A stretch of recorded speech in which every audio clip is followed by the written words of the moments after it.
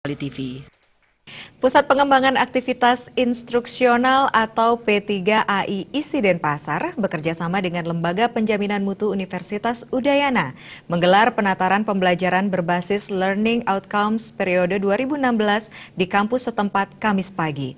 Penataran bertujuan memberikan pengetahuan kepada para dosen tentang proses pembelajaran yang mengacu pada kurikulum pendidikan tinggi.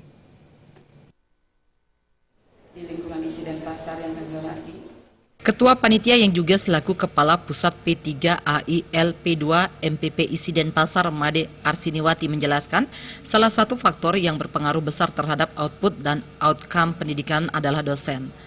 Dosen sangat menentukan untuk tercapainya standar kompetensi lulusan yang telah dicanangkan oleh program studi. Dosen juga diharapkan memiliki kompetensi pembelajaran sesuai kurikulum yang dikembangkan.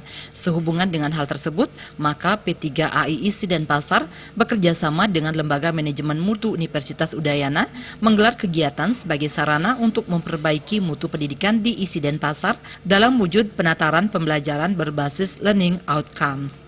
Penataran ini juga untuk memperjelas pelaksanaan aturan baru, yakni Permenristek Dikti nomor 44 tahun 2015. Sementara itu, Wakil Rektor 1 ISI Denpasar, Profesor Nyoman Artayasa menjelaskan, sebelumnya proses pembelajaran berdasarkan kepada kurikulum berbasis kompetensi.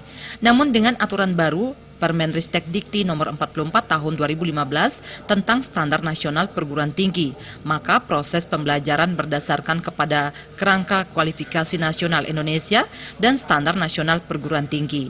Dengan aturan baru ini diharapkan mutu pembelajaran dosen semakin meningkat.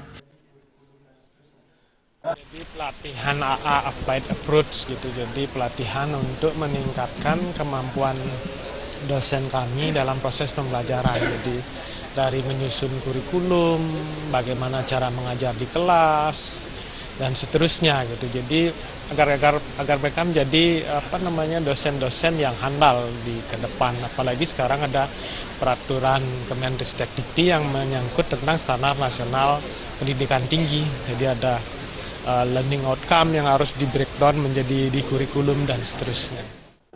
Salah satu narasumber dari LPMU Profesor Made Suparta menjelaskan, dengan aturan baru ini standar yang diterapkan dalam kurikulum akan lebih terintegrasi.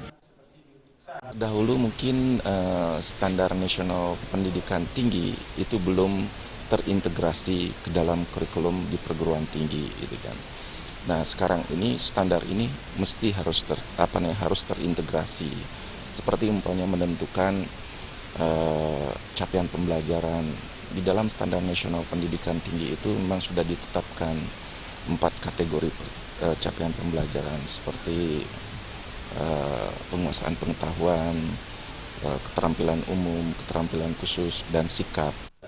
Penataran akan berlangsung hingga 22 Agustus, diikuti dosen baru ISI Denpasar dan juga Kaprodi dan Sekprodi di lingkungan ISI Denpasar.